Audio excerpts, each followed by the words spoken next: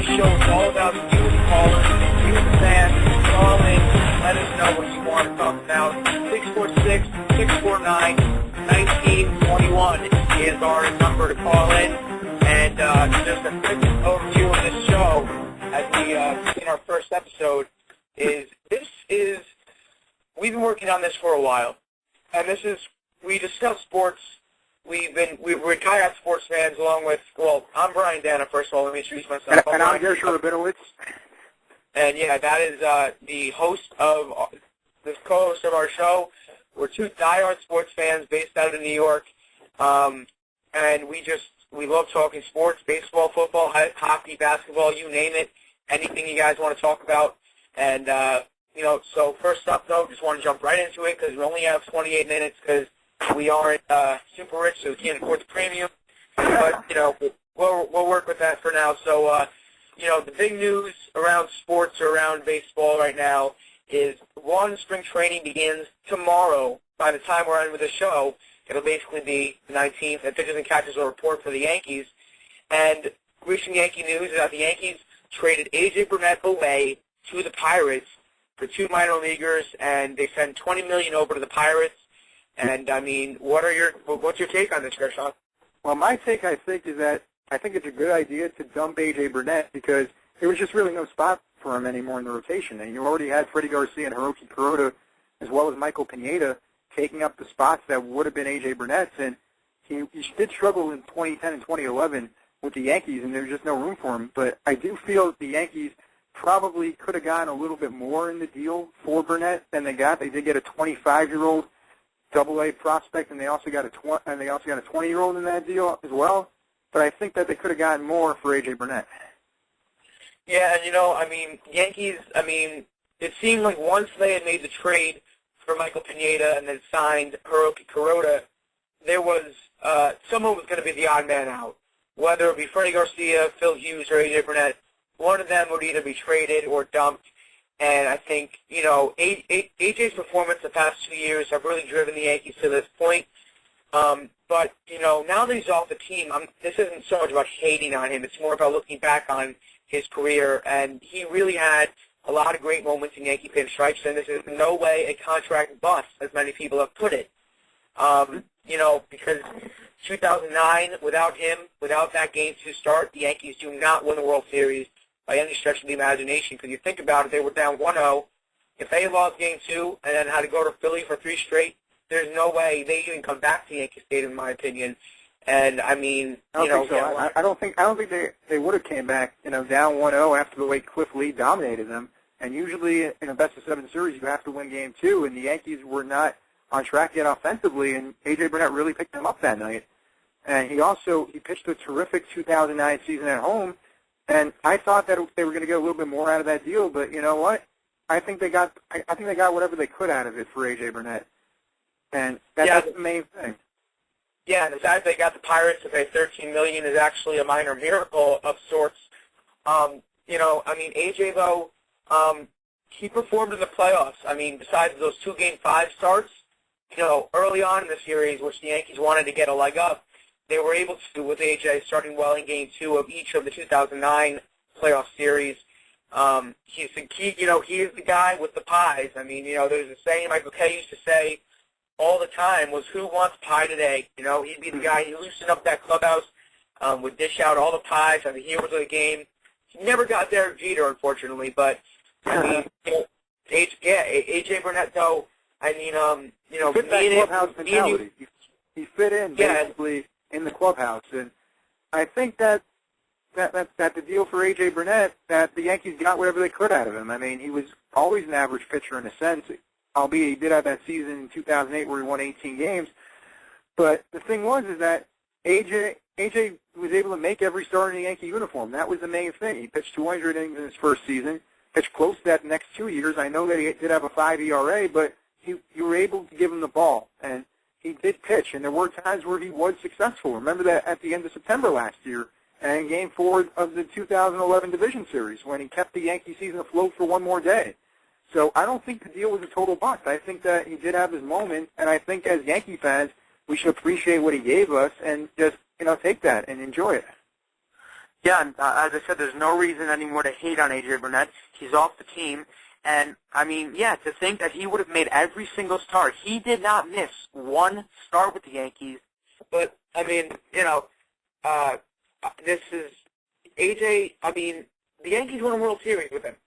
And he pitched great in the World Series, and he pitched great in the playoffs last season.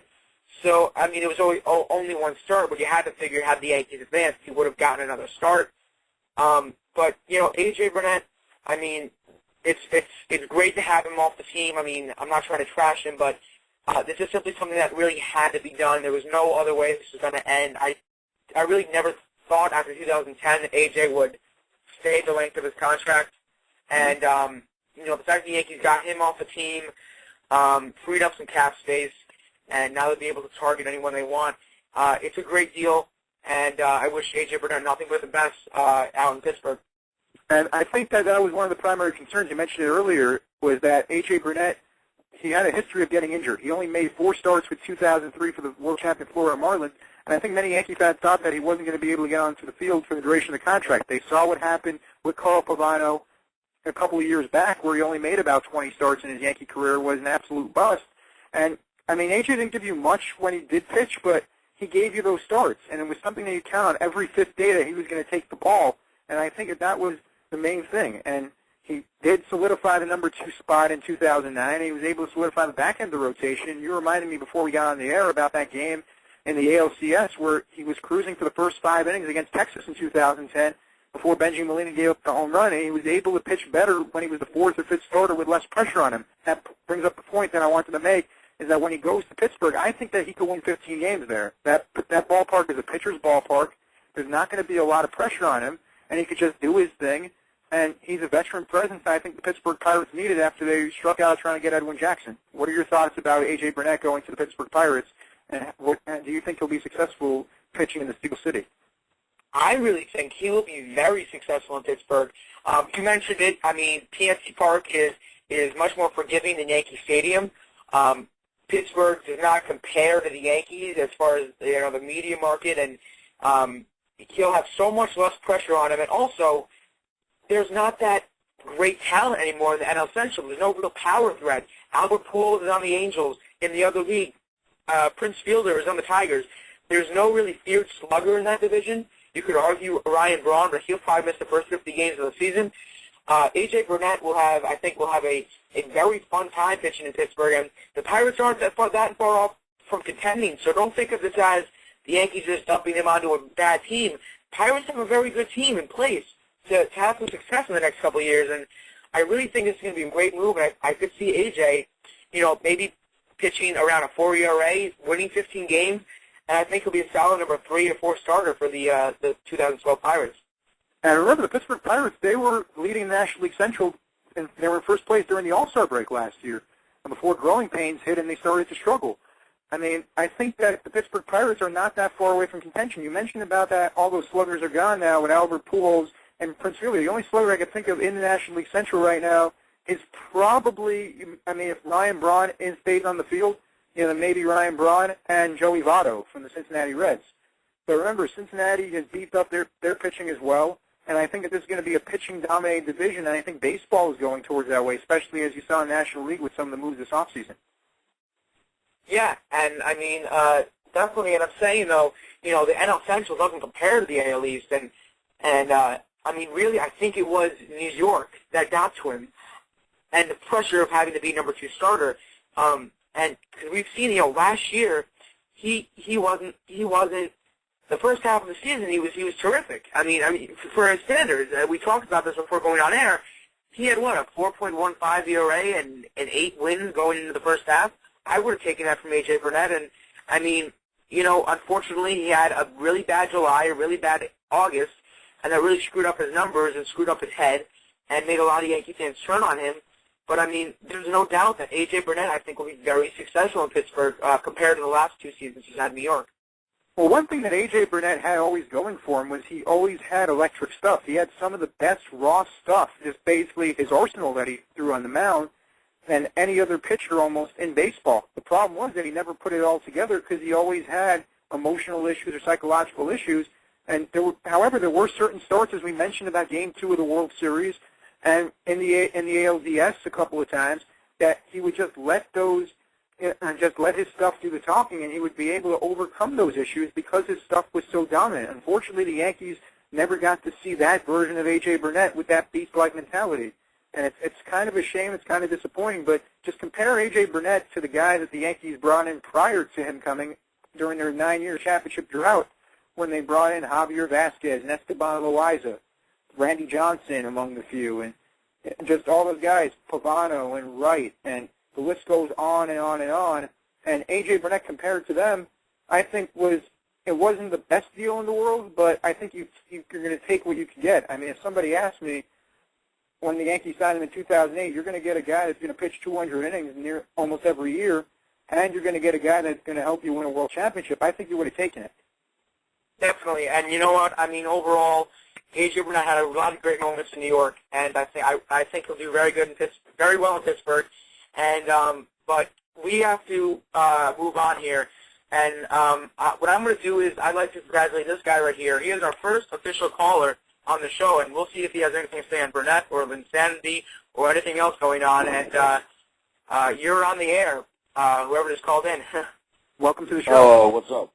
It's Nick from the Blog TV chat, like a few nights ago. What's up, Nick? Hey, Nick, what's going on?